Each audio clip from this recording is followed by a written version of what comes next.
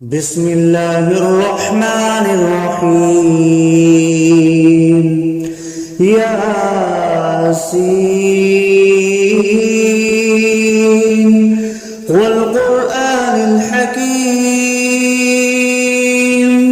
إنك لمن المرسلين على صراط مستقيم تنزيل العزيز الرحيم لتنذر قوما ما أنذر آباؤهم فهم غافلون لقد حق القول على أكثرهم فهم لا يؤمنون إنا جعلنا في أعناقهم أغلالا فهي إلى الأذقان فهم مقمحون وجعلنا من بين أيديهم سدا ومن خلفهم سدا فأغشيناهم فهم لا يبصرون وسواء عليهم أأنذرتهم أم لم تنذرهم لا يؤمنون إنما تنذر من اتبع الذكر وخشي الرحمن بالغيب فبشره بمغفرة وأجر كريم إنا نحن نحيي الموتى ونكتب ما قدموا وآثارهم وكل شيء أحصيناه في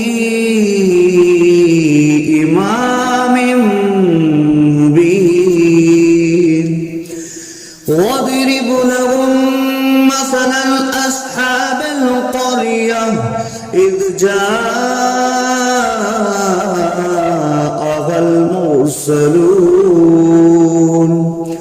إذ أرسلنا إليهم اثنين فكذبوهما فعززنا بثالث فقالوا إنا إليكم مرسلون قالوا ما أنتم إلا بشر مثلنا وما أنزل الرحمن من شيء إن أنتم إلا تكذبون قالوا ربنا يعلم إنا إليكم لمرسلون وما علينا إلا البلاغ المبين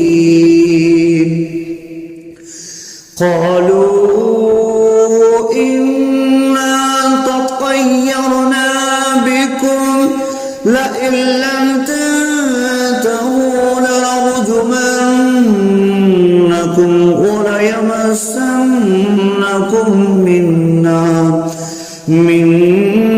عذاب أليم قالوا طائركم معكم أئن ذكرتم بل أنتم قوم مسرفون وجاء أقصى المدينة رجل يسعى قال يا قوم اتبعوا المرسلين اتبعوا من لا يسألكم أجرا وهم مهتدون وما لي لا أعبد الذي فطرني وإليه ترجعون أأتخذ من دونه آلهة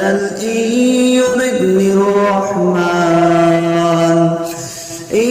يردني الرحمن بضر لا تغن عني شفاعتهم شيئا ولا ينقذون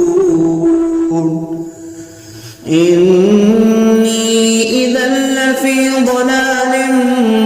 مبين إني آمنت بربكم فاسمعون قيل ادخل الجنة قال يا ليت قومي يعلمون بما غفر لي ربي وجعلني من المكرمين وما أنزلنا على قومه من بعده من جند من السماء وما كنا منزلين إن كانت إلا صيحة واحدة فإذا هم خامدون يا حسرة على العباد ما يأتيهم من رسول إلا كانوا به يستهزئون ألم يروا كم أهلكنا قبلهم من القرون أنهم إليهم لا يرجعون وإن كل لما جميع لدينا محضرون وآية لهم الأرض الميتة أحييناها وأخرجنا منها حبا فمنه يأكلون وجعلنا فيها جنات من نخيل وأعناب وفجرنا فيها من العيون ليأكلوا من ثمره وما عملته أيديهم أفلا يشكرون سبحان الذي خلق الأزواج كلها مما تنبت الأرض ومن أنفسهم ومما لا يعلمون وآية لهم الليل نسلخ منه النهار فإذا هم مظلمون والشمس تجري لمستقر لها ذلك تقدير العزيز العليم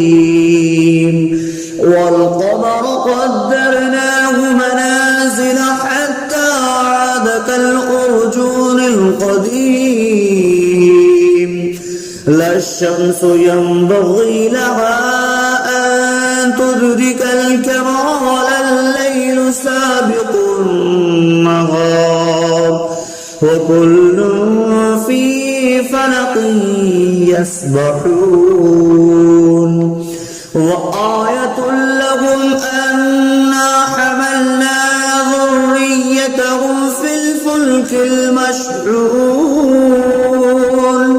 وخلقنا لهم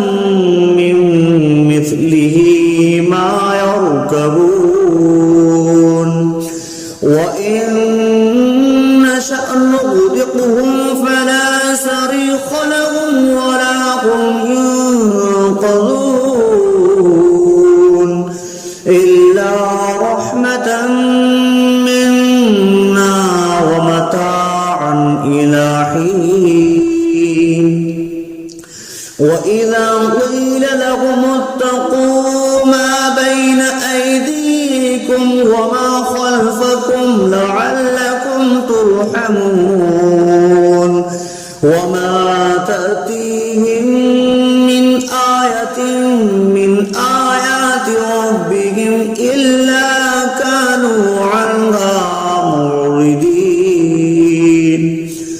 وإذا قيل لهم أنفقوا مما رزقكم الله قال الذين كفروا للذين آمنوا أنطعم من لو يشاء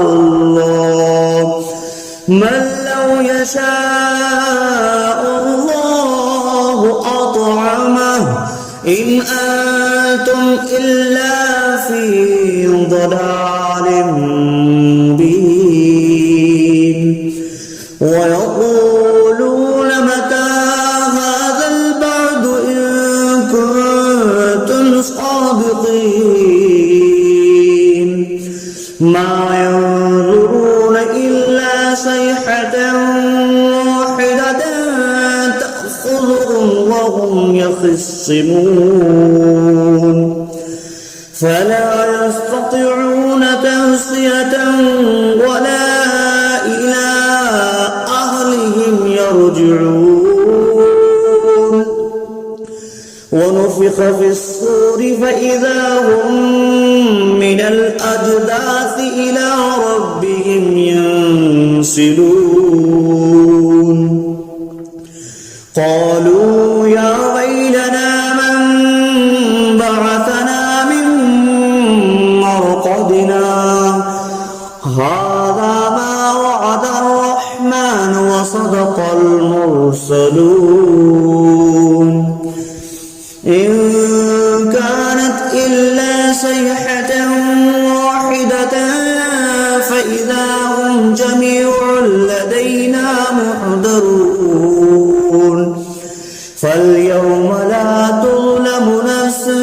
شيئا ولا تجزون إلا ما كنتم تعملون إن أصحاب الجنة اليوم في شغل فاكهون هم وأزواجهم في ظلال على الأرائك متكئون لهم فيها فاكهة ولهم ما يدعون سلام قولا من رب رحيم وامتازوا اليوم أيها المجرمون ألم أعهد إليكم يا بني آدم ألا تعبدوا الشيطان إنه لكم عدو مبين وأن اعبدوني هذا صراط مستقيم ولقد أضل منكم جبلا كثيرا أولم تكونوا تعقلون هذه جهنم التي كنتم توعدون اصلوها اليوم بما كنتم تكفرون اليوم نختم على أفواههم وتكلمنا أيديهم وتشهد أرجلهم بما كانوا يكسبون ولو نشاء لطمسنا على أعينهم فاستبقوا الصراط فأنى يبصرون ولو نشاء لمسخناهم على مكانتهم فما استطاعوا مضيا ولا يرجعون ومن نعمره نكسه في الخلق أفلا يعقلون وما علمناه الشعر وما ينبغي له إن هو إلا ذكر وقرآن مبين لينذر من كان حيا ويحق القول على الكافرين أولم يروا أنا خلقنا لهم مما عملت أيدينا أنعاما فهم لها مالكون وظللناها لهم فمنها ركوبهم ومنها يأكلون ولهم فيها منافع ومشارب أفلا يشكرون واتخذوا من دون الله آلهة لعلهم ينصرون لا يستطيعون نصرهم وهم لهم جند محضرون فلا يحزنك قولهم إنا نعلم ما يسرون وما يعلنون أولم يرى الإنسان أنا خلقناه من نطفة فإذا هو خصيم مبين وضرب لنا مثلا ونسي خلقه قال من يحيي العظام وهي رميم قل يحييها الذي أنشأها أول مرة وهو بكل خلق عليم الذي جعل لكم من الشجر الأخضر نارا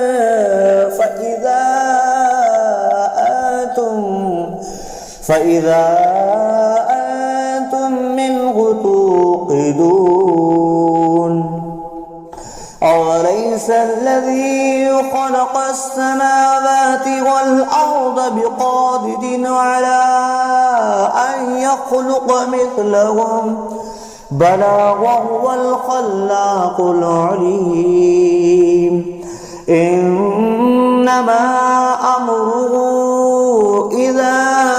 أراد شيئا أن يقول له كن فيكون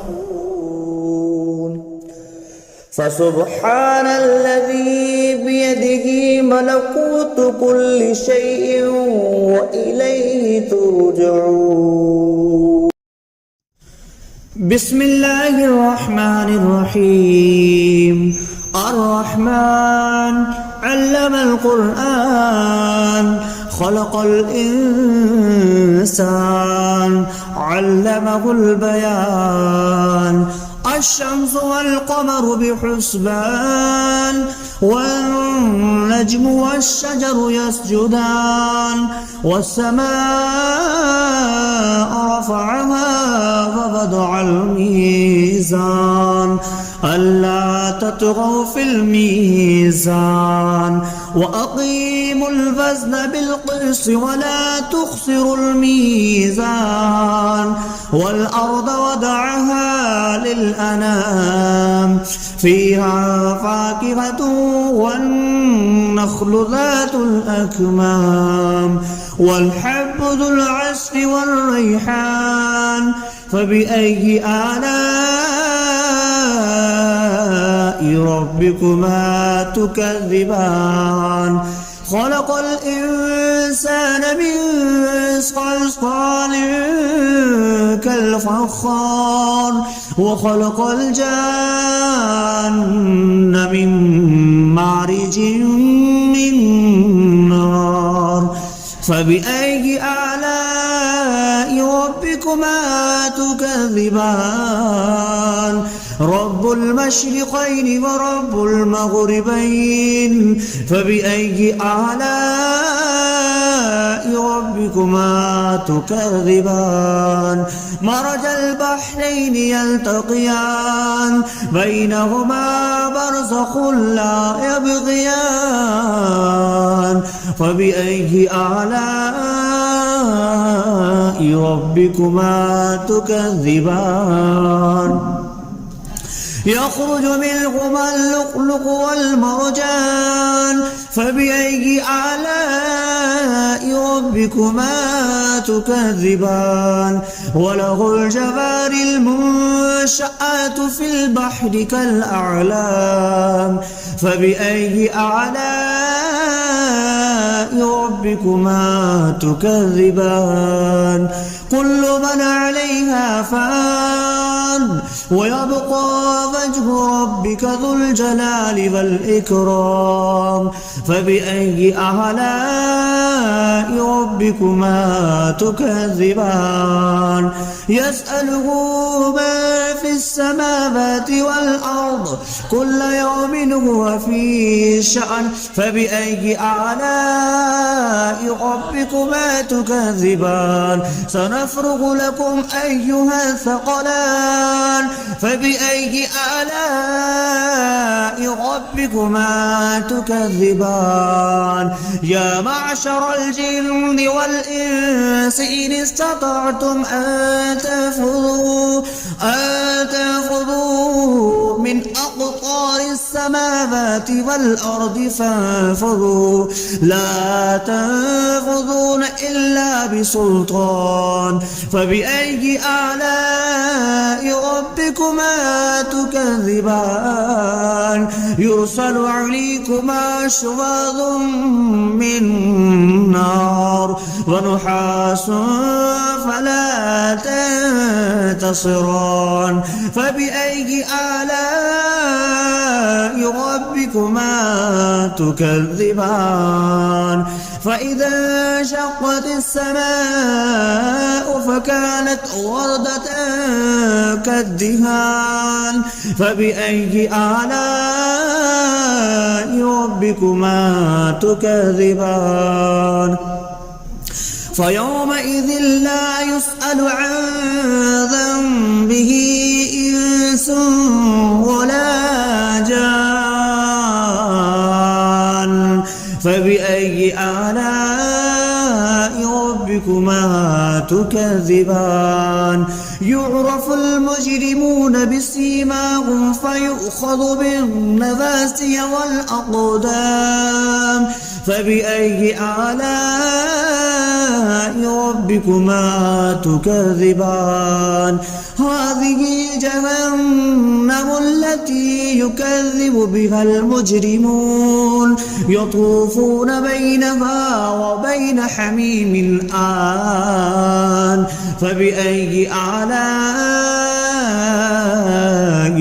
ربكما تكذبان ولمن خاف مقام ربه جنتان فبأي آلاء ربكما تكذبان ذواتا أفنان فبأي آلاء ربكما تكذبان فيهما عينان تجريان فبأي آلاء ربكما تكذبان فيهما من كل فاكهة زوجان فبأي آلاء ربكما تكذبان متكئين على فرش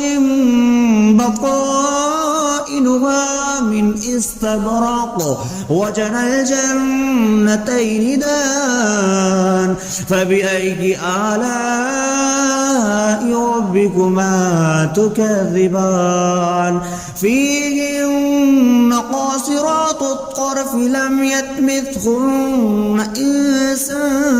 قبلهم ولا جان فبأي آلاء ربكما تكذبان كأنهن الياقوت والمرجان فبأي آلاء ربكما تكذبان هل جزاء الإحسان إلا الإحسان فبأي آلاء ربكما تكذبان ومن دونهما جنتان فبأي آلاء ربكما تكذبان مدهامتان فبأي آلاء ربكما تكذبان فيهما عينان نضختان فبأي آلاء ربكما تكذبان فيهما فاكهة ونخل والرمان فبأي آلاء ربكما تكذبان فيهن خيرات حسان فبأي آلاء ربكما تكذبان حور مقصورات في الخيام فبأي آلاء ربكما تكذبان لم يطمثهن إنس قبلهم ولا جان فبأي آلاء ربكما تكذبان متكئين على رفرف خضر وعبقري حسان فبأي آلاء ربكما تكذبان تبارك اسم ربك ذي الجلال والإكرام صدق الله العظيم.